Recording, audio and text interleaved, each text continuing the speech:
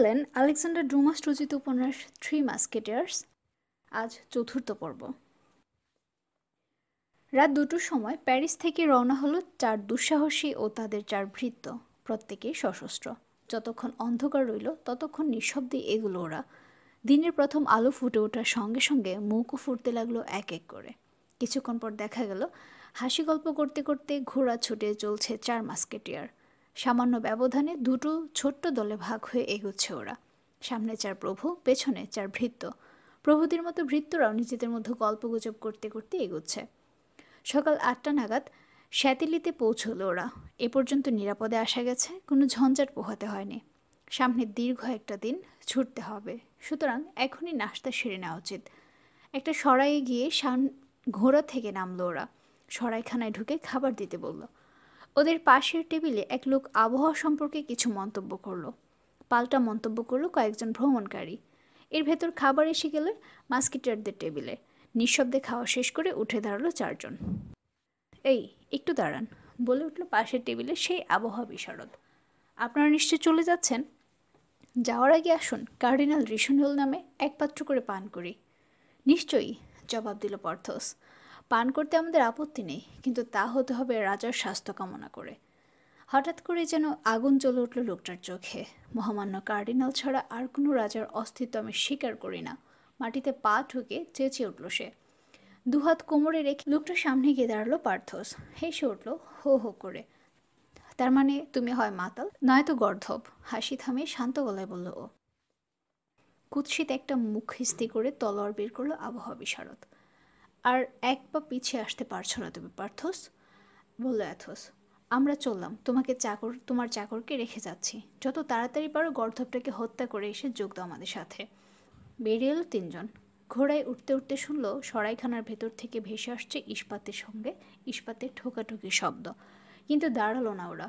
ঘোড়ার পেটে গুঁতো দিল পা দিয়ে। লাফিয়ে উঠে ছুটতে শুরু করলো 3টে ঘোড়া।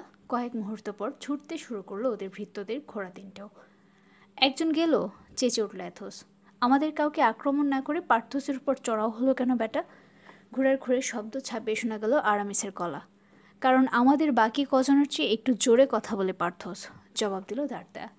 আর কোনো কথা হলো না ওদের ভেতর। নিঃশব্দে পেরিয়ে যেতে লাগলো মাইলের পর মাইল। বুভেতে পৌঁছে আবার থামলো ওরা। ঘোড়াগুলোকে একটু বিশ্রাম দিতে হবে। এই সুযোগে পার্থসের জন্য অপেক্ষা করা হবে। 1 ঘন্টা অপেক্ষা করলো, কিন্তু এলো না পার্থস। আবার রওনা হলো 3 জন। বুবে থেকে প্রায় 20 মাইলের মতো যাওয়ার পর এক জায়গায় দেখা গেল রাস্তার দুপাশে উঁচু হয়ে গেছে খাড়া খাড়া পাহাড়। আর ঠিক সেখানে 8-10 জন লোক পাথর দিয়ে ভরাট করেছে পথের মাঝখানের ছোট বড় গর্ত। একে সংকীর্ণ রাস্তা, তার উপর কাজ করছে 8-10 জন লোক। লাগাম টেনে ধরতে বাধ্য হলো ওরা। কোনো রকমে লোকগুলোকে পাশ কাটিয়ে বেরিয়ে যাওয়ার জন্য ঘোড়া নিয়ে ধীরে ধীরে এগোতে লাগলো 3 মাস্কেটিয়ার আর তাদের 3 ভৃত্য। লোকগুলোর পাশ দিয়ে বেরিয়ে যাচ্ছে ঘোড়াগুলো। এমন সময় এক বেলচা ভর্তি ধুলোবালি ছুড়ে দিল আরামিসের গায়ে। সঙ্গে সঙ্গে ঘোড়া থামালো আরামিস। রাগে অন্ধ হয়ে যাওয়া অবস্থা ওর। ঠিক সেই মুহূর্তে শোনা গেল একটা বাঁশির আওয়াজ। এক ছুটে ঘোড়াগুলো চলে গেল একটা বড় গর্তের কাছে। গর্তটার কাছে একটু ঝুঁকে সোজা হলো সবাই। প্রত্যেকের হাতে শোভা পাচ্ছে একটা করে মাস্কেট, এক ধরনের বন্দুক। মাস্কেট থেকে এসেছে মাস্কেটের শব্দটা। ফাঁদ, চিৎকার করলো দাঁড়তা, ছুটে চলো। কথাটাও শেষ করতে পেরেছি কি পারেনি, পেছন থেকে শুরু হয়ে গেল গুলি।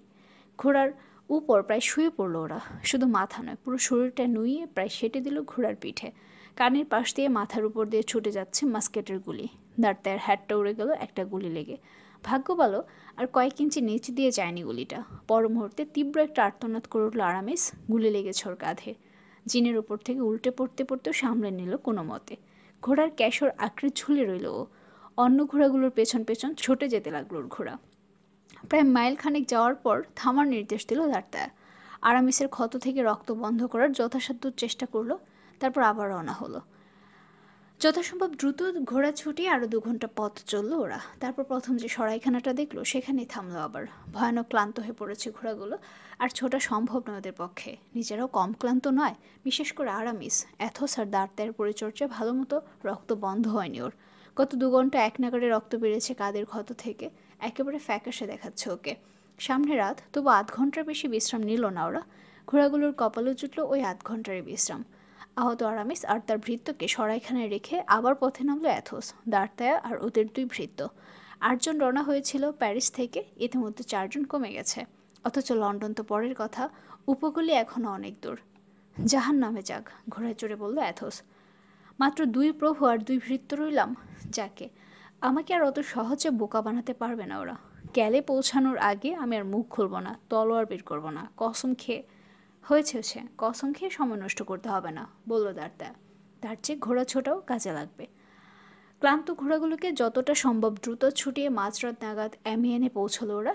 গোল্ডেন লিলি নামের এক সরাইয়ের সামনে পৌঁছে ঘোড়া থামলো। ওদের আওয়াজ পেয়ে বেরিয়ে এলো সরাইওয়ালা। তাকে দেখে সোজা সরল সৎলোক বলে মনে হলো দরদার। ওরা গোল্ডেন লিলিতে রাত কাটাতে চায় শুনে সরাইওয়ালা জানালো 2টো মাত্র কামরা খালি আছে, আর সে 2টো সরাইখানার 2 প্রান্তে। কামরার দরকার নেই, জানালো অ্যাথোস আর দাঁড়া। নিচে খাওয়ার ঘরেই কাটিয়ে দিতে পারবে ওরা রাতটুকু। খাওয়ার ঘরে বিছানা নেই, খাট নেই, কি করে শোবেন, বলল সরাইওয়ালা। দরকার নেই ওসবের, মেঝেতে শতরঞ্জি পেয়ে চালিয়ে নিতে পারবো আমরা। আর কিছুক্ষণ পিড়াপিড়ি করলো সরাইওয়ালা ওদের 2 কামরায় শোয়ানোর জন্য, কিন্তু রাজি হলো না ওরা। আপনাদের যদি মেঝেতে শুতে অসুবিধা না হয়, আমারও অসুবিধা নেই, চলে গেল লোকটা।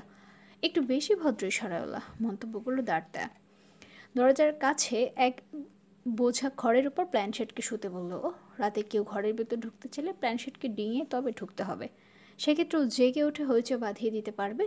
আর অ্যাথোসের ভৃত্য গ্রিমথকে শুতে পাঠানো হলো আস্থা বলে ঘোড়াগুলোর কাছে। ওকে বলে দেওয়া হলো ভোর 5টার ভেতর জন্য তৈরি করে রাখি ঘোড়াগুলোকে। রাত নিঃশব্দ, সারাদিন ঘোড়ার পিঠে কাটিয়েছে ওরা। শোয়ার সঙ্গে সঙ্গে ঘুমিয়ে পড়লো অ্যাথোস আর দাঁড়া। রাত 2টোর দিকে কেউ একজন চেষ্টা করলো দরজা খুলতে, সঙ্গে সঙ্গে জেগে গেল প্ল্যানশেট। চিৎকার করলো, কে? ও, ভুল দরজা এসে পড়েছে দেখছি, বিড়বিড় করলো কে যেন। তারপর আবার সব চুপচাপ। ভোর 4টায় ভয়ানক হইচই শব্দে ঘুম ভেঙে গেল ওদের। কান খাড়া করতে বুঝলো আস্তাবলের দিক থেকে আসছে আওয়াজ। সঙ্গে সঙ্গে ছুটলো ওরা আস্তাবলের দিকে। গিয়ে দেখলো এক জায়গায় মাটিতে শুয়ে উপর হয়ে আছে গ্রিমথ, অজ্ঞান। দেখলে বোঝা যায় পিটি আধমরা করা হয়েছে তাকে। সরাইখানের লোক যারা আস্তাবলে ছিল তাদের জিজ্ঞেস করলো দাঁড়া ব্যাপারটা।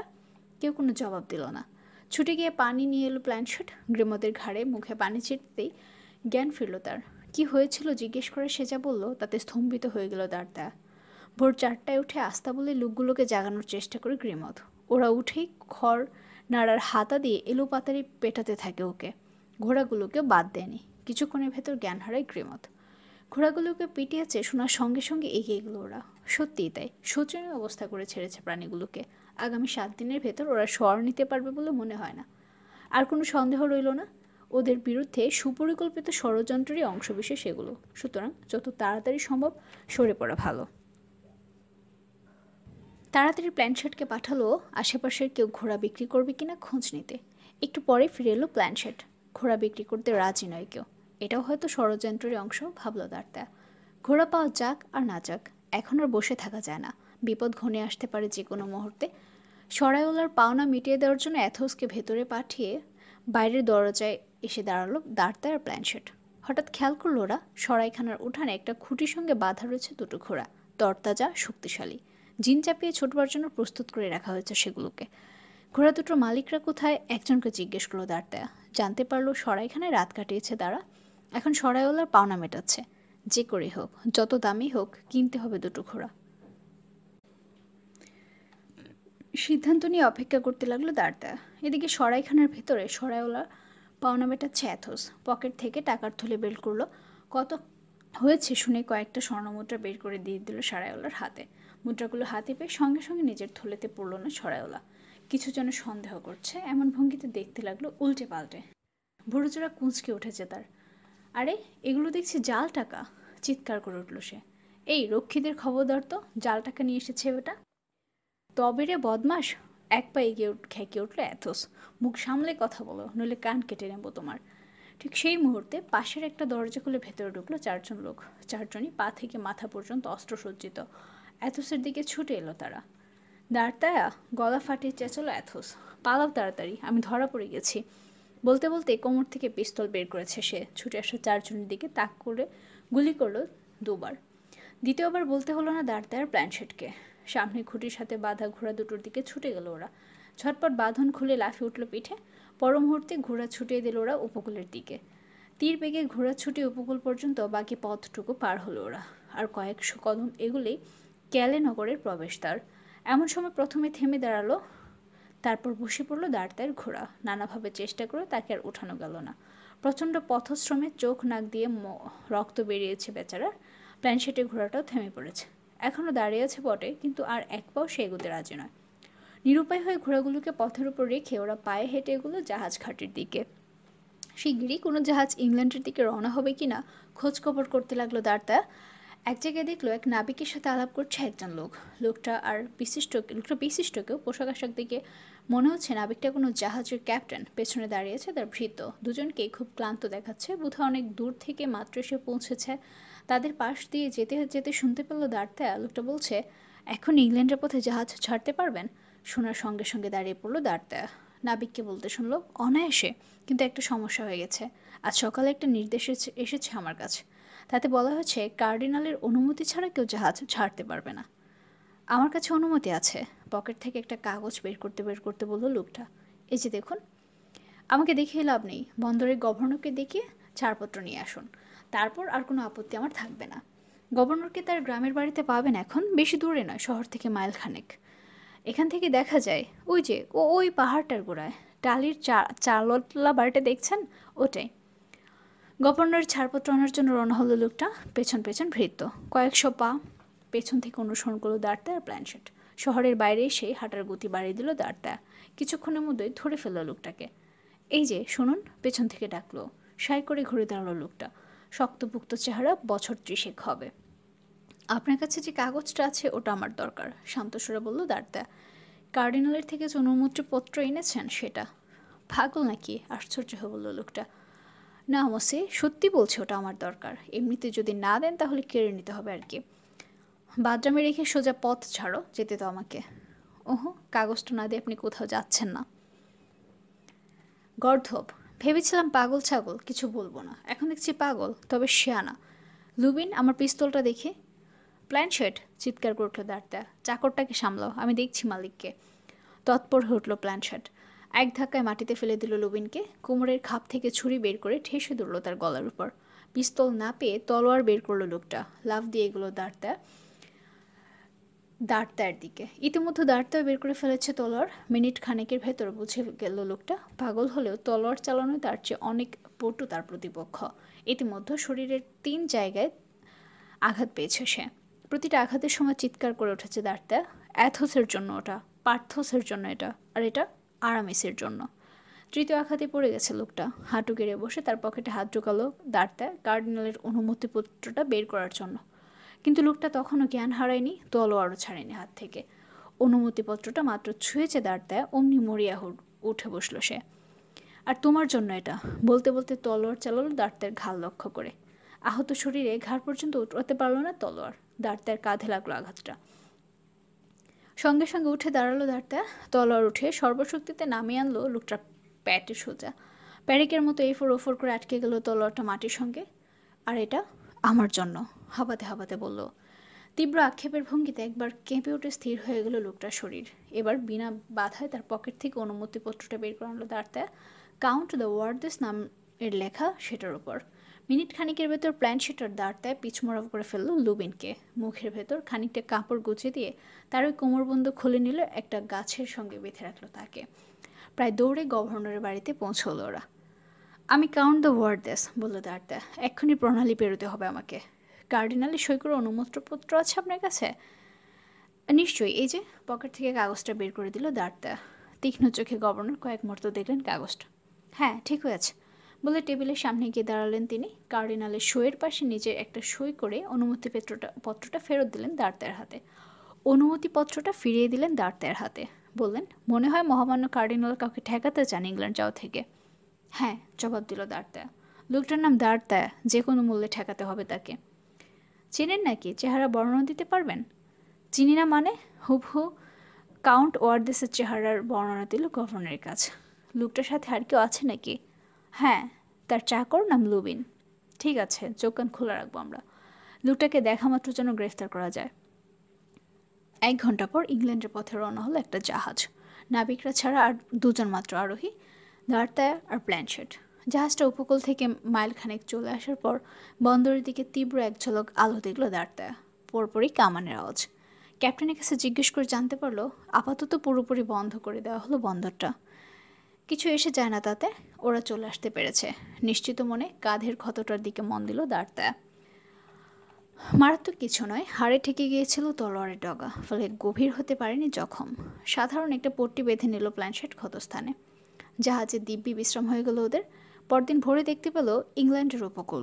সকাল 10টার সময় ডোভার বন্দরে নোঙর ফেলল জাহাজ। 10:30 নাগাদ একজোড়া ঘোড়া জোগাড় করে লন্ডনের পথে রওনা হয়ে গেল দাঁড়তায়া আর প্ল্যানশেট।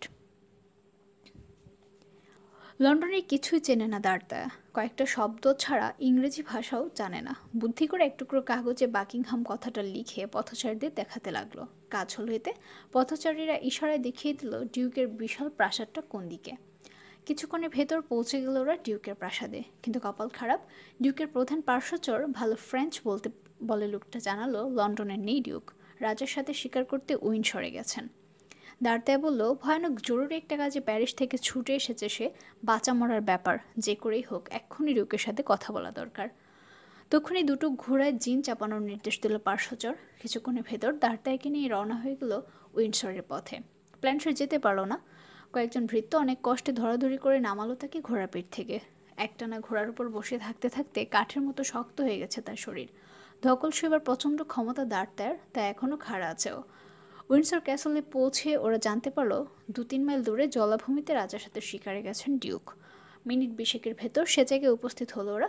কিছুক্ষণের ভেতর পার্শ্বচর খুঁজে বের করে ফেললো ডিউককে। বলবো মাইলর্ডকে? জিজ্ঞেস করলো পার্শ্বচর। কে দেখা করতে চান ওর সাথে? প্যারিসের রাস্তায় তার সাথে লড়াই করতে চেয়েছিল যে যুবক, জবাব দিল দাঁড়তায়া। অবাক হয়ে ওর দিকে তাকালো পার্শ্বচর, অবশ্য মুহূর্তের জন্য। তারপরে ঘোড়া ছুটে গেল সে ডিউককে খুঁজতে। কয়েক মিনিটের ভেতর হাজির হলেন ডিউক দাঁড়তায়ার কাছে। কিছু হয়েছে রানীর? উদ্বেগের সঙ্গে জিজ্ঞেস করলেন তিনি। শারীরিকভাবে কিছু নয়, বলল দাঁড়তায়া, তবে আমার বিশ্বাস কিছু একটা ঝামেলায় পড়েছেন তিনি। পকেট থেকে রানীর চিঠি বের করে এগিয়ে দিল। এটা উনি পাঠিয়েছেন আপনার কাছে।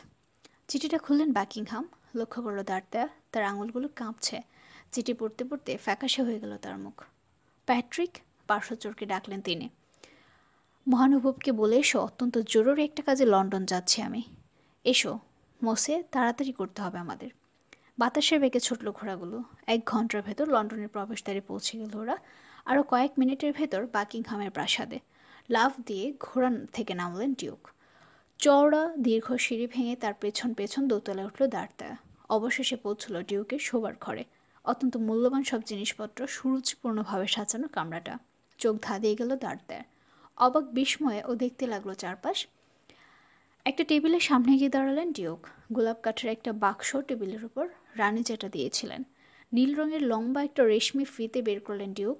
ওটার ভেতর থেকে ফিতে লাগানো রয়েছে হীরের টুকরোগুলো। বাক্স থেকে বের করতে ঝকমক করে আলো ঠিকরে পড়লো হিরেগুলো থেকে। রানী এগুলো দিয়েছিলেন আমাকে। রানীরও আবার প্রয়োজন হয়েছে। অবশ্যই তার জিনিস তাকে ফেরত দেব আমি। বেদনার ছাপ তার চোখে মুখে। হঠাৎ তীব্র একটা আর্তনাদ বেরোলো ডিউকের গলা দিয়ে। আয় হায়, এ কি, 2টো হিরে কম দেখছি। মানে? জিজ্ঞেস করলো দাঁড়তায়া। 12টা হিরে ছিল এতে, এখন আছে মাত্র 10টা। এবার চমকালো দাঁড়তায়া। এগিয়ে গেল ডিউকের কাছে, শান্ত স্বরে জিজ্ঞেস করলো, কোনো অসতর্ক মুহূর্তে হারিয়ে ফেলেছেন নাকি কেউ চুরি করেছে? অবশ্যই চুরি করেছে, জবাব দিলেন ডিউক। দেখো, কাটা হয়েছে ফিতেটা। নিঃসন্দেহে তোমাদের কার্ডিনালের কীর্তি। কোনো চেলাকে দিয়ে করেছে? একটু ভাবতে দাও আমাকে। একবারে মাত্র পড়েছি আমি এটা রাজার দেওয়া এক বলনাচের আসরে 8 দিন আগে। কে কে ছিল ওখানে? একটু ভাবলেন ডিউক। তারপর বললেন, হ্যাঁ মনে পড়েছে, কাউন্টেস দ্য উইন্টার। অনেকদিন আগে একবার ঝগড়া হয়েছিল ওর সাথে আমার, তারপর আর দেখিনি। সেদিন হঠাৎ এসে হাজির, ঝগড়াটা মিটমাট করে নিতে চাইল। Countess the winter? জিজ্ঞেস করলো দাঁড়তায়া। হ্যাঁ, রহস্যময় এক মহিলা। এখন বুঝতে পারছি, কার্ডিনালের চরও কোনো সন্দেহ নেই, জন্মসূত্রে ফরাসি। বিয়ে করেছিল দ্য লর্ড দ্য উইন্টারকে। বছর 2 আগে মারা গেছেন ভদ্রলোক। শোনা যায় ওই মহিলাই নাকি বিষ খাইয়েছিল ওকে। দেখতে কেমন ছিল মহিলা? আগ্রহ দাঁড়তার গলায়। চমৎকার চেহারা, সোনালি চুল, যদিও মনের দিক থেকে ঠিক উল্টো। কেন যেন অনেকদিন আগে ঘোড়ার গাড়ির জানালায় দেখা একটা মুখের কথা মনে পড়ে গেল দাঁড়। মিলাডি? বিড়বিড় করে নিজেকেই যেন শোনালো। যাকগে, ওই অনুষ্ঠানটা কবে হবে? আগামী সোমবার।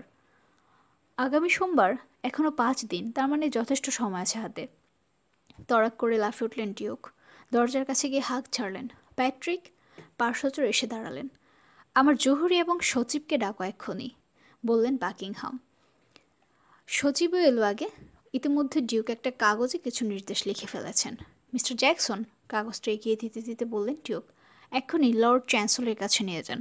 গিয়ে বলবেন এই নির্দেশগুলো যেন অবিলম্বে কার্যকর করা হয়। মাথা নুইয়ে চলে গেলেন সচিব। নির্দেশ দিয়ে দিলাম, লিখিত অনুমতি ছাড়া জাহাজ ইংল্যান্ড ছাড়তে পারবে না। দাঁড় দিকে ঘুরে বললেন বাকিংহাম। এখনও যদি ইংল্যান্ডের বাড়ি না গিয়ে থাকে তবে তোমাদের আগে প্যারিসে পৌঁছতে পারবে না স্টার্টগুলো। একটু পরে হাজির হলো স্বর্ণকার, লোকটা হ্যারিস, নিজের কাজে অত্যন্ত দক্ষ। মিস্টার ওরেইলি, শুরু করলেন ডিউক, এই হিরের স্টার্টগুলোর দিকে তাকাও। এখন বলো, হুবহু এরকম আরও 2টো বানাতে কত সময় নেবে? 8 দিন, মাই লর্ড। 1 দিনের ভেতর যদি বানিয়ে দিতে পারো তাহলে 3000 স্বর্ণমুদ্রা পাবে। এখন বুঝে দেখো। একটু ভাবলো জহুরি। ঠিক আছে মাই লর্ড, 1 দিনের ভেতরই পাবেন। সত্যি হীরের টুকরো মানুষ তুমি, ওরেইলি, কিন্তু আরও একটা কথা আছে। এই স্টার্টগুলো এ বাড়ির বাইরে বেরোবে না, এখানেই কাজ করতে হবে তোমাকে। তোমার যন্ত্রপাতি আর যা যা দরকার সব আনিয়ে নাও। স্টার্টগুলো তৈরি না হওয়া পর্যন্ত আমার প্রাসাদে থাকবে তুমি। স্বর্ণকার জানে প্রতিবাদ করে লাভ হবে না, তার চেয়ে যত তাড়াতাড়ি সম্ভব কাজ শেষ করাটাই মঙ্গলজনক। তর্ক না করে যন্ত্রপাতি আনানোর ফরমাইশ দিল সে পার্শ্বচরকে। এবার বলো। দাঁড়ার দিকে ফিরলেন বাকিংহাম। কি চাও তুমি? কি দেবো তোমাকে? একটা বিছানা, মাই লর্ড। এই মুহূর্তে এর চেয়ে বড় প্রয়োজন আর কিছু নেই আমার। একদিন পরে সকাল 11টা নাগাদ তৈরি হয়ে গেল হীরের স্টার্ট দুটো। এমন দক্ষতার সাথে তৈরি করা হয়েছে যে বাকিংহাম ধরতেই পারলেন না কোনগুলো নতুন আর কোনগুলো পুরনো। দাঁড়াকে ডেকে পাঠালেন তিনি। এই যে মসিয়ে, বললেন ডিউক, যা নেবার জন্য এসেছ তা তৈরি। রানীকে বলো বাক্সটা রেখে দিলাম আমি। এছাড়া তার আর কিছু রইল না আমার কাছে। এখন বলো, কি দিয়ে তোমাকে পুরস্কৃত করব? পরস্পরকে আমাদের ঠিকমতো বোঝা দরকার, মাই লর্ড। আমি আমার রানীর দাস, তার কাজ করছি, কোনো পুরস্কারের আশায় নয়, তা বুঝতে পারছেন আশা করি। বেশ বেশ, ও নিয়ে আর কিছু বলবো না। এখন মন দিয়ে শোনো কী করতে হবে তোমাকে। লন্ডন টাওয়ারের উল্টো দিকে একটা জাহাজ অপেক্ষা করছে তোমাদের জন্য। ওটা ফরাসি উপকূলের সেন্ট ভ্যালেরিতে পৌঁছে দেবে তোমাকে। খুব সস্তা দরে একটা সরাইখানা আছে ওখানে, কোনো নাম নেই, চিহ্ন নেই, দেখে মনে হয় অতি সাধারণ জেলে বাড়ি। সোজা চলে যাবে ওই সরাইখানায়। সরাইওয়ালাকে ডেকে সংকেত বলবে, ফরওয়ার্ড। ও সুসজ্জিত 2টো ঘোড়া দেবে তোমাদের। কোন পথে যেতে হবে তাও দেখিয়ে দেবে। পথে 4টে সরাই থামবে তোমরা। ডিউক একটা কাগজ দিলেন দাঁড়ার হাতে। এতে লিখে দিয়েছি সরাইগুলোর নাম। প্রত্যেকবারই ওরা 2টো করে নতুন ঘোড়া দেবে তোমাদের। সরাইওয়ালাদের কাছে ঠিকানা রেখে গেলে ওরা পরে তোমার কাছে পাঠিয়ে দেবে রেখে যাওয়া ঘোড়াগুলো। আশা করি ঘোড়াগুলো নিতে অস্বীকার করবে না। 1 জোড়া তুমি নেবে, অন্যগুলো তোমার 3 বন্ধুকে নিতে বলবে। ধন্যবাদ মাই লর্ড, শান্ত গলায় বলল দাঁড়া। আপনি মহানুভব। তোমার মতো সাহসী লোকের সাথে পরিচিত হতে পেরে সত্যি খুব খুশি হয়েছে আমি। হাত বাড়িয়ে দিলেন ডিউক। এবার তাহলে রওনা হয়ে যাও তোমরা। ডিউকের সঙ্গে কর্মর্দন করে বাকিংহাম প্রাসাদ ছেড়ে বেরিয়ে এলো দাঁড়া। ডিউকের নির্দেশ মতো লন্ডন টাওয়ারে উল্টো দিকে পৌঁছে দেখতে পেল জাহাজটা। ক্যাপ্টেনের কাছে গিয়ে পরিচয় দিল নিজের। বাকিংহামের দেওয়া চিঠিটাও দিল। চিঠি পড়ে রওনা হয়ে যাওয়ার প্রস্তুতি নিতে শুরু করলো ক্যাপ্টেন। কিছুক্ষণের মধ্যেই পাল তুলে দিল ওদের জাহাজ। ধীরে ধীরে এগিয়ে যাচ্ছে ট্যামস নদীর বুক চেড়ে। আরও প্রায় অর্ধ শতাধিক জাহাজ অপেক্ষা করছে ছাড়ার জন্য। একটা জাহাজে পাশ দিয়ে যাওয়ার সময় এক মহিলাকে দেখল দাঁড়া। মিউংয়ের ঘোড়াগাড়িতে দেখা সেই মহিলা, মিলাডি, কাউন্টেস দ্য উইন্টার, যার আরেক পরিচয় পায়চারি করছে জাহাজের ডেকে। নির্দিষ্ট সময়ে ওরা ইংলিশ চ্যানেলে এসে পড়ল। তারপর সাগর পাড়ি দিয়ে সেন্ট ভ্যালেরি। জাহাজ থেকে নামার পর 12 ঘন্টার মাথায় প্যারিস পৌঁছে গেল দাঁড়া। জোর কদমে ঘোড়া ছুটে যখন ট্রেভিসের সদর দপ্তরে পৌঁছলো তখন সকাল 9টা। মোসে দ্য ট্রেভেলিওকে জানালেন অ্যাথোস, পার্থোস এবং আরামিস তাদের ভৃত্যদের নিয়ে নিরাপদে বাড়ি ফিরে এসেছে। আজ প্রাসাদের পাহারার ভার পড়েছে ওর ওপর, অতএব এক্ষুনি দিয়ে যেন দায়িত্ব নিয়ে নেয়। রাজা ও রানীর সম্মানে আয়োজিত বলনাচের আসর আজ রাতে। প্যারিসের গণ্যমান্য নাগরিকরা এর উদ্যোক্তা। সকাল থেকে সারা শহরে মানুষ আলোচনা করছে অনুষ্ঠান সম্পর্কে। কারণ অনুষ্ঠানের প্রধান আকর্ষণ রাজার প্রিয় ব্যালে, যাতে অংশ নেবেন স্বয়ং রাজা ও তার স্ত্রী অ্যান অফ অস্ট্রিয়া। বিকেল নাগাদ প্যারিসের নগর মিলনায়তনের বারান্দায় দাঁড়িয়ে গেল সশস্ত্র মাস্কেটিয়াররা। সন্ধ্যা 6টা থেকে জড়ো হতে শুরু করলো অতিথিরা। মাঝরাত পর্যন্ত নিজেদের ভেতর গল্পগুজব করে কাটালেন তারা। তারপর বাইরে থেকে ভেসে এলো উৎফুল্ল জনতার চিৎকার, রাজা আসছেন। রাজাকে স্বাগত জানানোর জন্য এগিয়ে আসা গণ্যমান্য নাগরিকরা দেখলেন ক্লান্ত এবং চিন্তিত দেখাচ্ছে রাজাকে। প্রথমেই দেরির জন্য দুঃখ প্রকাশ করলেন লুই। কার্ডিনালের জন্য যে এত দেরি হয়েছে তাও জানাতে ভুললেন না। রাত 11টা পর্যন্ত রাষ্ট্র পরিচালনা সম্পর্কিত বিষয়ে আলাপ করছেন কার্ডিনাল তার সঙ্গে। এরপর টুকটাক দু একটা আলাপ সেরেই ঢুকলেন সাজ করে। ব্যালের জন্য নির্ধারিত পোশাক পরতে হবে। রানী এলেন আরও আধ ঘন্টা পরে। বিরাট মিলনায়তন ভবনে ঢুকে তিনি স্তব্ধ হয়ে গেলেন অভ্যাগতদের কথাবার্তা। একটু পরে কানাকানি শুরু করলেন তারা। কেমন যেন দুশ্চিন্তাগ্রস্ত দেখাচ্ছে রানীকেও। ব্যাপার কি, রাজা রানী আলাদা এলেন? দুজনেই চিন্তিত। কিছু কি ঘটেছে? রানী ঢোকার সঙ্গে সঙ্গে সরিয়ে দেওয়া হলো বিশিষ্ট দর্শকদের বসবার জন্য বিশেষভাবে তৈরি ছোট্ট একটা প্রকোষ্ঠের সামনে টানানো পর্দা। স্প্যানিশ অশ্বারোহীর পোশাক পরে সেখানে বসে আছেন কার্ডিনাল রিশালিও।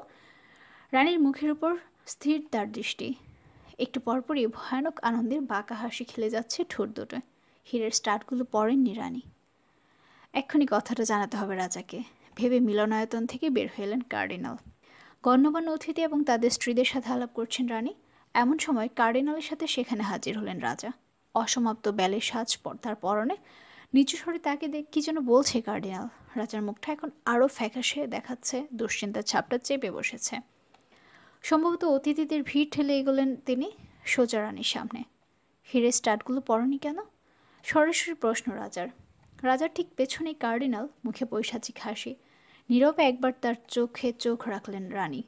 ভয় নয়, আক্রোশ নয়, নির্ভেজাল তাচ্ছিল্য যেন ফুটে উঠল সে দৃষ্টিতে। রাজার দিকে চোখ ফেরালেন তিনি। এত ভিড়ের ভেতর হারিয়ে যেতে পারে ভেবে পড়িনি। ভুল ভেবেছ তুমি। কি বলছি বুঝতে পারছো? তোমাকে সুন্দর সুন্দর জিনিস দেওয়ার কি অর্থ যদি নাই পড়ো সেসব? তুমি যদি খুশি হও এক্ষুনি ওগুলো আনতে পাঠাচ্ছি। হ্যাঁ পাঠাও, তবে এক্ষুনি। কিছুক্ষণে ভেতরে শুরু হয়ে যাবে বেলে। সাজঘরে ফিরে গেলেন রাজা। রানীও রওনা হলেন তার সাজঘরের দিকে। সাজসজ্জা শেষ করে রাজাই ফিরে এলেন প্রথমে। জমকালো শিকারের পোশাক পরেছেন, চমৎকার মানিয়েছে তাকে। একমাত্র তার কথা ভেবেই যেন তৈরি করা হয়েছিল পোশাকটা। কার্ডিনাল এগিয়ে গেলেন তার দিকে। ছোট একটা বাক্স ধরিয়ে দিলেন তার হাতে। অবাক চোখে একবার বাক্সটার দিকে তাকিয়ে সেটা খুললেন রাজা। হীরের দুটো স্টার্ট রয়েছে তার ভেতর। এসবের অর্থ কি জানতে চাইলেন রাজা। কিছুই না, কোমল গলায় জবাব দিল কার্ডিনাল। শেষ পর্যন্ত রানী যদি স্টার্টগুলো পড়েন দয়া করে গুনে দেখবেন মহানুভব। যদি দেখেন হীরের সংখ্যা 10, তাহলে জিজ্ঞেস করবেন বাকি দুটো কোথায় গেছে। কিছু যেন জিজ্ঞেস করবেন এমন ভঙ্গিতে কার্ডিনালের দিকে তাকালেন রাজা। কিন্তু কিছু বলার আগে প্রশংসাসূচক একটা গুঞ্জন উঠল মিলনায়তন জুড়ে। সাজ শেষ করে ফিরে এসেছেন রানী। তিনিও পরেছেন শিকারী পোশাক, ধূসর মখমলের গাউন। বাদিকে ঝিঁকে উঠেছে তার স্টার্টগুলো। আনন্দে কেঁপে উঠলেন রাজা। কার্ডিনালের অবস্থা ঠিক উল্টোটা। বিব্রত বোধ করছেন তিনি। বেশ দূরে রয়েছেন রানী। এত দূর থেকে গোনা সম্ভব নয় স্টার্টগুলো। সবচেয়ে বড় কথা, রানী পড়েছেন ওগুলো। এখন একটাই প্রশ্ন, কটা? 10 না 12? একটানে বেজে উঠল বেহালাগুলো। শুরু হতে যাচ্ছে ব্যালে। নিয়ম অনুযায়ী কাছাকাছি দাঁড়ানো জনৈক অভিজাত মহিলারা নাচের সঙ্গী হিসেবে নিতে বাধ্য হলেন রাজা। কিন্তু তার চোখে পড়ে রইল রানীর দিকে। প্রতিবারই যখন নাচের তালে তালে পাশ দিয়ে চলে যাচ্ছেন রানী, তীক্ষ্ণ চোখে রাজা গোনার চেষ্টা করছেন স্টারের সংখ্যা।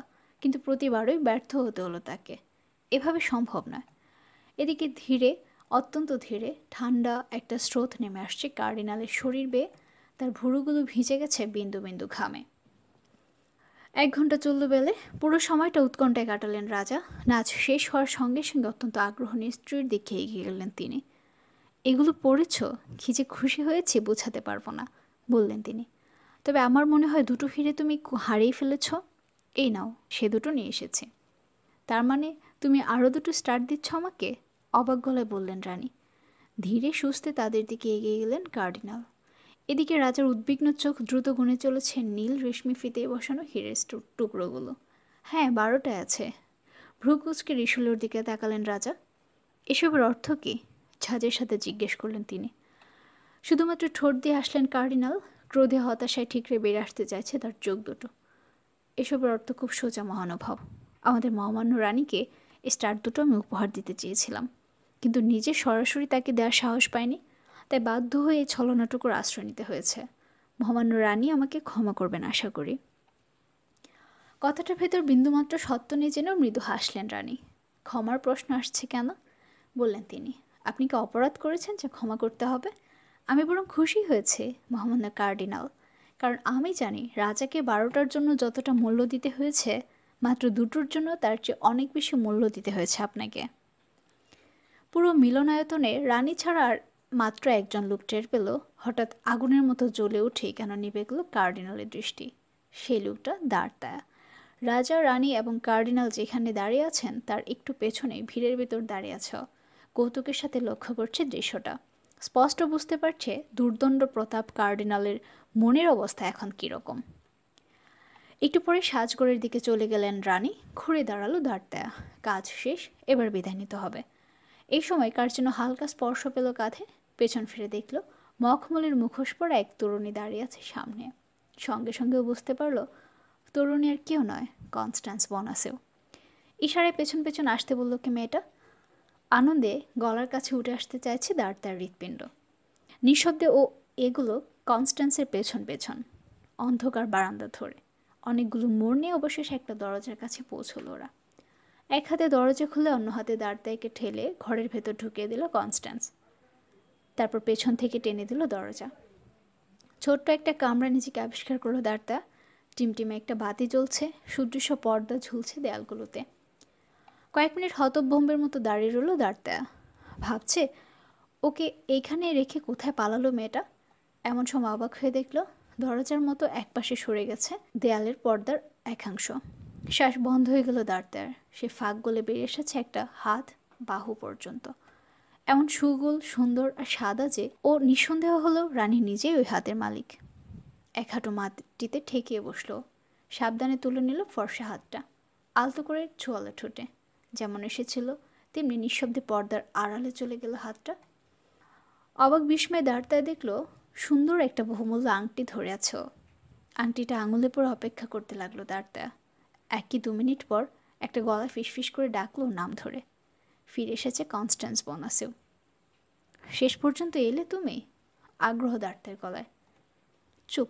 ঠোঁটের ওপর আঙুল ছুঁয়ে বলল কনস্ট্যান্স। কোনো কথা নয়, যে পথে এসেছো সে পথে চলে যাও। কিন্তু আবার কখন কোথায় দেখা পাবো? তোমার বাসায় একটা চিরকুট পাবে, তাতেই জানতে পারবে। এখন ভাগো তাড়াতাড়ি। ঘর থেকে ঠেলে বের করে দিল দাঁড়তায়াকে। ছোট্ট শিশুর মতো বিনা বাক্য বেয়ে তার নির্দেশ পালন করলো দাঁড়তায়া। মনে হচ্ছে সত্যি সত্যি ও প্রেমে পড়েছে মেয়েটার।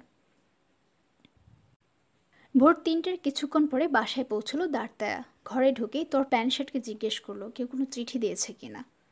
না স্যার, কেউ দিয়ে যায়নি, জবাব দিল প্ল্যানশেট। তবে নিজে নিজে এসেছে একটা। তার মানে কি উজবুক? বাসায় ফিরে আপনার শোয়ার ঘরের টেবিলের উপর একটা চিঠি দেখেছি। দরজায় তালা মেরে চাবি নিয়ে বেরিয়েছিলাম আমি, তবু কি করে চিঠিটা ঢুকলো ভেতরে বুঝতে পারছি না। কোথায় ওটা? যেখানে ছিল আমি। আর কিছু কানে ঢুকলো না দাঁড়তার। লাফ দিয়ে শোয়ার ঘরে ঢুকলো। টেবিলের উপরেই পেল চিঠিটা। দ্রুত হাতে খাম ছেড়ে পড়তে শুরু করলো। হ্যাঁ, কনস্ট্যান্স বোনাসের চিঠি। তাতে লেখা, অনেক অনেক ধন্যবাদ তোমাকে, আমার পক্ষ থেকে, অন্য একজনের পক্ষ থেকেও। আজ রাত 10টায় সেন্ট ক্লাউডে থেকো। চিনবে তো? মোসে দ্য এস্ট্রের বাড়ির কোণের দিকে একটা প্যাভিলিয়ন আছে, তার সামনে। সিবি। আনন্দে আত্মহারা দাঁড়তা। বারবার পড়তে লাগলো চিঠিটা। একবার দুবার করে কখন যে 20 বার পড়ে ফেললো টেরি পেল না। অবশেষে কাপড় চোপড় ছেড়ে শুতে গেল। শোয়ার সঙ্গে সঙ্গে ঘুম। সোনালি সুখের স্বপ্নে বিভোর হয়ে কাটিয়ে দিল বাকি রাতটুকু। বেশ বেলায় ঘুম থেকে উঠল। ছটপট মুখ হাত ধুয়ে পোশাক পরে নিল। তারপর প্ল্যানশেটকে ডেকে বলল, আজ সারাদিন আমি বাইরে থাকবো, সুতরাং কোনো ঝামেলা নেই তোমার। রাত 9টার দিকে আমার ঘোড়াটা এনে রাখবে আস্তাবল থেকে। তলোয়ার আর পিস্তলগুলো তৈরি রাখবে। আবার সেই হাড় কালি করা ধরনের কোনো অভিযান নাকি? উদ্বিগ্ন গলায় জিজ্ঞেস হলো প্ল্যানশেট। হাসলো দাঁড়তা। না না, সেরকম কিছু নয়। তাছাড়া আজ আমি একাই যাব, তোমাকে থাকতে হবে না সঙ্গে। স্বস্তির নিঃশ্বাস ফেলল প্ল্যানশেট। ঠিক আছে মসে, সব তৈরি পাবেন। মৃদু হেসে বেরিয়ে এলো দাঁড়তা, সোজা মসে দ্য ট্রেভের সদর দপ্তরে। দেখলো বেশ খোশ মেজাজে আছেন ক্যাপ্টেন। বহুদিন পর কাল রাতে রাজা রানীকে একসাথে দেখে খুব খুশি হয়েছেন তিনি। কার্ডিনালের নাকাল হওয়ার ব্যাপারটা আরও বাড়িয়ে দিয়েছে তার খুশির পরিমাণ। এ বিষয়ে কিছুক্ষণ আলাপ হলো দাঁড়তার সাথে। আলাপের এক পর্যায়ে হঠাৎ গম্ভীর হয়ে গেল তার মুখ। এবার তোমার নিজের সম্পর্কে কয়েকটা কথা বলি, মন দিয়ে শোনো, বললেন তিনি। তোমার নিরাপদে ফিরে আসাটা রানীর জন্য যেমন বিরাট সাফল্য, কার্ডিনালের জন্য তেমনি জঘন্য অপমান। তার উঁচু মাথার অনেকটাই নত হয়েছে কাল। তুমি খুব সাবধানে থাকবে এখন থেকে। আমার আবার ভয় কিসের? হালকা গলায় বলল দাঁড়তা। সব কিছুর। বিশ্বাস করো আমাকে, কার্ডিনাল তোমাকে ছেড়ে দেবে ভেবো না। ভয়ঙ্কর লোক সে, প্রচণ্ড প্রভাব, স্মৃতিশক্তিও ভালোই। এত বড় অপমানটা সে শিগগির ভুলে যাবে না। কোনো না কোনো উপায়ে শোধ সে নেবেই। তাহলে কি করব আমি? ওই তো বললাম, সতর্ক থাকবে। আশেপাশে যাকে দেখবে সবাইকে শত্রু ভাববে, প্রত্যেককে অবিশ্বাস করবে। বন্ধু, ভাই, মনের মানুষ, নিশ্চয় একজন মনের মানুষ আছে তোমার। একটু লাল হলো দাঁড়তা, মাথা চাকালেন ট্রেভে। ভেবো না মেয়ে মানুষ দিয়ে তোমাকে আঘাত করানোর মতো নিচে নামবে না কার্ডিনাল, গম্ভীর কণ্ঠে বললেন তিনি। ওর প্রিয় কৌশলগুলোর এটা একটা। সাবধান, আবার বলছি, খুব সাবধান। যতটা সম্ভব সতর্ক হয়ে চলবে। ফ্রান্সের সবচেয়ে ক্ষমতাবান লোকটাকে তুমি শত্রু বানিয়েছ। মসিয়ে দ্য ট্রেভের কাছ থেকে বিদায় নিয়ে একে একে পার্থোস, আরামিস এবং অ্যাথোসের বাসায় গেল দাঁড়তা। বিশদভাবে শুনল কীভাবে পার্থোস লড়াই করে নিরস্ত্র করেছিল স্যাতিলির সে আগন্তুককে, পরে বাধ্য করেছিল মাফ চাইতে এবং রাজার নামে এক পাত্র পান করতে। এরপর পার্থোস দাঁড়তা এবং অন্যদের সাথে যোগ দেওয়ার জন্য ছুটেছিল, কিন্তু কয়েক মাইল যাওয়ার পর খোঁড়া হয়ে যায় ওর ঘোড়া। ফলে প্যারিসে ফিরে আসা ছাড়া আর কোনো উপায় ছিল না ওর। আরামিস বর্ণনা করলো কীভাবে ও 3টে দিনের পথের ধারের সেই সারাইখানায় কাটিয়ে পড়ে একটা ভাড়াটি ঘোড়া গাড়িতে করে ফিরে এসেছে প্যারিসে। এখন প্রায় ভালোই হয়ে গেছে ওর কাঁধের ক্ষত। অ্যাথোস তার স্বভাবসিদ্ধ ঠান্ডা মেজাজে বলে গেল, হামলাকারী 4 জনের 2 জনকে গুলি করে হত্যা করার পর তলোয়ারের সাহায্যে কী করে তৃতীয়জনকে আঘাত এবং অন্যজনকে নিহত করে সে কথা। ও দাঁড়তার পেছন পেছন ছুটেছিল, কিন্তু ক্যালেই পৌঁছে দেখে একটু আগে ছেড়ে গেছে ওর জাহাজ। ভীষণ গোলমাল চলছিল তখন বন্দরে, বলল সে। কে এক কাউন্ট দ্য ওয়ার্ডেসের চাকরকে নাকি তার মালিকের মৃতদেহের পাশ থেকে উদ্ধার করা হয়েছে। ভয়ঙ্কর এক ঘটনার কথা বলেছে। এক ছোকরা নাকি তার প্রভুকে হত্যা করে তার কিছু জরুরি কাগজ নিয়ে পালিয়েছে। ও হ্যাঁ, ও ঘটনা আমি জানি, মৃদু হেসে বলল দাঁড়তা। তারপর সবিস্তারে বর্ণনা করলো কার্ডিনালের নিষেধাজ্ঞা সত্ত্বেও কী করে প্রণালী পেরোনোর অনুমতি আদায় করেছিল। শুনে হাসলো অ্যাথোস। তারপর বলল, যা হোক, গোপন রাখার যত চেষ্টাই করি না কেন, কার্ডিনাল ঠিক জেনে ফেলবে তার পরিকল্পনা মাটি হওয়ার জন্য কারা দায়ী। সুতরাং এই মুহূর্ত থেকে খুবই সতর্ক হয়ে যেতে হবে আমাদের, বিশেষ করে তুমি দাঁড়তা। সামান্য ছুতু পেলেই কিন্তু তোমাকে লুটকে ফেলবে কার্ডিনাল। রাত 9টায় বাসা থেকে বের হলো দাঁড়তা। বাকিংহামের উপহার দেওয়া ঘোড়াগুলো থেকে একটা স্বর হয়েছে। কোমরে ঝুলছে তলোয়ার এবং 2টি পিস্তল। সেন্ট ক্লাউডে পৌঁছে নির্জন একটা গলিতে ঢুকলো। কিছু দূর এগোতেই পৌঁছে গেল চিঠিতে বলা প্যাভিলিয়নের সামনে। নির্জন জায়গা, উঁচু একটা দেয়াল, তার ঠিক কোণে প্যাভিলিয়নটা। রাস্তার বিপরীত দিকে জীর্ণ একটা কুঠির, প্রাচীরের বদলে বেড়া দিয়ে ঘেরা। শহরের ভেতর যেমন এমন জীর্ণ কুটির থাকতে পারে ধারণা ছিল না দাঁড়তার। বেড়ার গায়ে হেলান দিয়ে অপেক্ষা করতে লাগলো ওর। কয়েক মিনিট পরে শুনতে পেল সেই ক্লাউড গির্জার ঘণ্টাঘর থেকে ভেসে আসছে ডং টং আওয়াজ। 10টা। প্যাভিলিয়নের দিকে স্থির চোখে তাকিয়ে আছে দাঁড়তা। একটা ছাড়া দুতলার সবগুলো জানালা বন্ধ। খোলা জানালাটা দিয়ে স্নিগ্ধ আলো এসে পড়ছে বাইরের কয়েকটা গাছের ওপর। চারদিক অন্ধকার বলেই বোধ হয় আলোকিত পাতাগুলো রূপালি রং ধারণ করেছে। 10:30 বাজার সংকেত দিল সেন্ট ক্লাউডের ঘড়ি। কোনো কারণ ছাড়াই হঠাৎ ঠান্ডা একটা স্রোত বেয়ে গেল দাঁড়তায় শিরা উপসেরা বেয়ে। পায়চারি করতে লাগলো। অন্তহীন নিস্তব্ধতা আর নির্জনতা ক্রমশ অস্বস্তিকর হয়ে উঠেছে। 11টা বাজার শব্দ শোনা গেল। এবার ভয় পেল, নিশ্চয় কিছু একটা হয়েছে কনস্ট্যান্সের। পায়চারি করতে করতেই বাড়তিনিক তালি বাজালো। কেউ কোনো জবাব দিল না, একটা প্রতিধ্বনি পর্যন্ত শোনা গেল না। সামনের একটা গাছের দিকে চোখ গেল ওর। রাস্তার উপর বেশ খানিকটা হেলে আছে। দ্রুত এগিয়ে গিয়ে গাছটা চড়ে বসলো। ডালপালার আড়াল থেকে উকি দিল প্যাভিলিয়নের ভেতর। সঙ্গে সঙ্গে কেঁপে উঠল ওর শরীর। একটা জানালার কাঁচ ভাঙা, ঘরের দরজাও ভেঙে ফেলা হয়েছে। কোনো রকমে কবজার সাথে ঝুলে আছে এখনও দরজাটা। ঘরের মাঝখানে উল্টে পড়ে আছে একটা টেবিল, মাটিতে গড়াচ্ছে কিছু খাবার দাবার, চীনামাটির ভাঙা প্লেট পেয়ালা। বোঝা যায় টেবিলের উপর সাজানো ছিল সব। সব কিছু একটু আগে ঘটে যাওয়া ভয়াবহ এক ধস্তাধস্তির কথা জানান দিচ্ছে। গাছ থেকে নেমে এলো দাঁড়ায়া, ভয়ানকভাবে লাফাচ্ছে ওর হৃৎপিণ্ড। আগে যে ব্যাপারগুলো চোখ এড়িয়ে গেছে, প্যাভিলিয়নের জানালাগুলো এসে পড়া আবছা আলোয় এবার খেয়াল করলো সেসব। রাস্তার পাশে মাটি ঘাস ক্ষত বিক্ষত হয়েছে ঘোড়া ও মানুষের পায়ের আঘাতে। নরম মাটিতে গভীরভাবে কেটে বসেছে গাড়ির চাকার দাগ। দেয়ালের কাছে পড়ে আছে মেয়েদের ব্যবহারের একটা দস্তানা ছেঁড়া।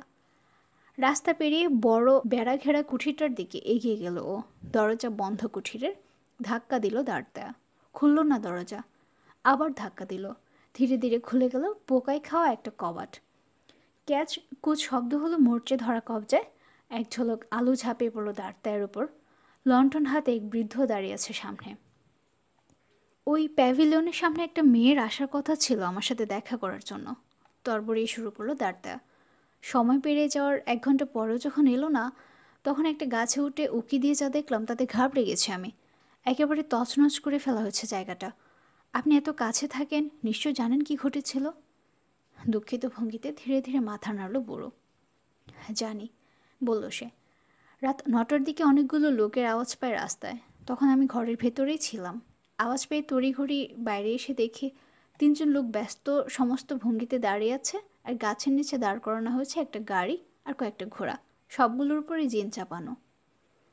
আমাকে দেখে 3জনের একজন বোধহয় সর্দার ওদের জানতে চাইলো আমার বাড়িতে মই আছে কিনা। আমি ভয়ে ভয়ে বললাম আছে। ওরা মইটা চাইলো আমার কাছে, একটা ক্রাউনও দিল মইয়ের ভাড়া হিসেবে। আমি আর কি করব, মইটা এনে দিলাম। ওরা মইটা নিয়ে আমাকে বলল ঘরে গিয়ে চুপচাপ বসে থাকতে। আমি এমন ভঙ্গি করলাম যেন সত্যি সত্যি ঘরে গিয়ে ঢুকেছে।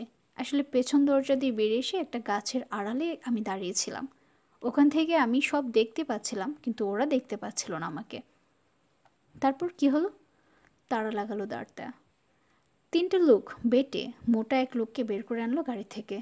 বেশ বয়স্ক লোকটা, কালো পোশাক পরা ছিল। এর ভেতর মইটা ওরা প্যাভিলিয়নের একটা জানালায় সোজা খাড়া করে ফেলেছে। মোটা লোকটা সাবধানে মই উঠে গেল। জানালা দিয়ে প্যাভিলিয়নের ভেতর এক পলক তাকিয়ে নেমে এলো। তারপর তাকে বলতে শুনলাম, এই মেয়ে। তখনই যে লোকটা আমার সাথে কথা বলেছিল সে ঢুকে পড়লো প্যাভিলিয়নে। আর অন্য 2জন উঠতে শুরু করলো মই বেয়ে। একটু পরে তীব্র একটা চিৎকার ভেসে এলো প্যাভিলিয়নের ভেতর থেকে। জানালার সামনে ছুটে এলো একটা মেয়ে, ছট করে খুলে ফেললো 2টো কবাট। মনে হলো এক্ষুনি লাফ দেবে, কিন্তু মই বেয়ে ওঠা লোক দুটোকে দেখা মাত্র ছিটকে জানালার সামনে থেকে সরে গেল সে। মই বেয়ে ওঠা লোক দুটো খোলা জানালা দিয়ে ঢুকে পড়লো ভেতরে। তারপর বেশ কিছুক্ষণ কিছু দেখতে পাইনি আমি, তবে চিৎকার আর কান্নার শব্দ শুনতে পাচ্ছিলাম। সেই সাথে আসবাবপত্র থালা বাসন ভাঙার আওয়াজ। একটু পরেই মেয়েটাকে জাপটে ধরে মই বেয়ে নেমে এলো লোক দুটো। ব্যাস বয়স্ক লোকটার সাথে মেয়েটাকেও গাড়ির ভেতর পুরে দিল তারা। যে লোকটা তখনও প্যাভিলিয়নের ভেতর ছিল সে জানালাটা বন্ধ করে এসে যোগ দিল বাকিদের সঙ্গে। এরপর 1 মুহূর্ত সময় নষ্ট না করে চলে গেল ওরা। ভয়ঙ্কর এই বর্ণনা শুনে স্তম্ভিত হয়ে গেছে দাঁড়ায়া। নড়াচড়ার শক্তির জন্য লোপ পেয়ে গেছে ওর। স্যার, নরম সুরে বলল বুড়ো, ওকে খুন করেনি ওরা? সর্দারটাকে ভালো করে দেখেছিলেন আপনি? জিজ্ঞেস করলো দাঁড়ায়া। কেমন দেখতে লোকটা? লম্বা, কালো চুল, বাম গালে একটা কাটা। সেই লোক, দাঁতে দাঁত ঘষে বলল দাঁড়ায়া। আমার শনি আর অন্যজন মোটা লোকটা? ও, সে ভদ্রগোছের কেউ নয়। আমার মনে হয় মেয়েটাকে চেনে বলে ওকে এনেছিল ওরা। একটা স্বর্ণমুদ্রা গুঁজে দিল দাঁড়ায়া বৃদ্ধের হাতে। বিড়বিড় করে ধন্যবাদ জানালো কোনো মতে। তারপর বেরিয়ে এলো কুঠির ছেড়ে। বাসায় পৌঁছে দাঁড়ায় দেখলো মোসিও বনাসেও দাঁড়িয়ে আছে দরজায়। বেশ বেশ, এলেন তাহলে, বলল লোকটা। ফুর্তি করতে গিয়েছিল নিশ্চয়। কোথায়? জুতোর দিকে একবার তাকান তো। চোখ নামে জুতোর দিকে তাকালো দাঁড়ায়া। কাদামাটি যাচ্ছে তে অবস্থা হয়েছে। সঙ্গে সঙ্গে বোনাসের জুতো এবং মোজার দিকেও চোখ গেল ওর। এক অবস্থা সেগুলোরও, পুরো হয়ে কাদা লেপটে আছে। বিদ্যুৎ চমকের মতো চিন্তাটা খেলে গেল দাঁড়ায়ার মাথায়। প্যাভিলিয়নের সামনে বেটে মোটা বয়স্ক যে লোককে বুড়ো দেখেছিল, আর ওর সামনে এখন যে দাঁড়িয়ে আছে, দুজনকে একই লোক? সন্দেহ নেই। ওর কাছে লেখা কনস্ট্যান্সের চিরকুটটা কোনো না কোনো উপায় দেখেছে বোনাসেও। তারপর ছুটে গিয়ে খবর দিয়েছে কার্ডিনালের বা তার কোনো অনুচরকে। লোকটার গলা টিপে ধরার ইচ্ছে হলো দাঁড়ায়ার। অনেক কষ্টে সামলালো নিজেকে। চেষ্টা করে একটু হাসি ফুটে তুলল মুখে। যাই, উপরে যাই, বলল। প্যান্ট শার্টকে দিয়ে পরিষ্কার করে নিয়ে জুতো জোড়া। আপনার জোড়াও কি পরিষ্কার করতে হবে? বলেন তো, পাঠিয়ে দেবো ওকে। অবাক চোখে তাকিয়ে রইল বেটে লোকটা, কিছু বলল না। চলে এলো দাঁড়টা। মাথার ভেতর গিজগিজ করছে চিন্তা।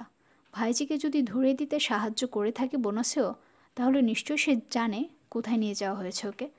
চেপে ধরে জিজ্ঞাসাবাদ করলে হয়তো মুখ ফসকে বেড়ে আসবে গোপন কথাটা। কিন্তু তার আগে অবশ্যই 3 বন্ধুর সাথে পরামর্শ করতে হবে ওকে। শুনছিলেন আলেকজান্ডার ডুমাস রচিত উপন্যাস 3 মাস্কেটিয়ার্স। শেষ হলো আজ 4র্থ পর্ব। পরবর্তী পর্ব শোনার আমন্ত্রণ রইল। ধন্যবাদ সবাইকে।